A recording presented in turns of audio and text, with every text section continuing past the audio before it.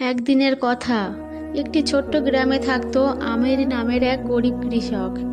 সারাদিন কষ্ট করেও তার সংসার চলতো না। কিন্তু আমিরের একটি বড় গুণ ছিল, সে সব সময় আল্লাহর প্রতি বিশ্বাস রাখত। একদিন আমির তার শেষ টুকরো রুটি নিয়ে এক বৃদ্ধ ভিক্ষুককে দিয়ে দিল। ভিক্ষুক কাঁপা গলায় বলল, আমার জন্য দোয়া করো, আল্লাহ তোমার সাহায্য করবেন। সেদিন রাতে আমির স্বপ্নে দেখলো কেউ তাকে বলছে, তোমার ধৈর্য আর সৎকা আল্লাহর কাছে পৌঁছে গেছে, আগামীকাল তুমি মাঠে যাও। পরের দিন আমির তার ছোট্ট জমিতে গিয়ে দেখলো মাটির নিচে কিছু ঝলমলে পাথর। এগুলো ছিল মূল্যবান রত্ন।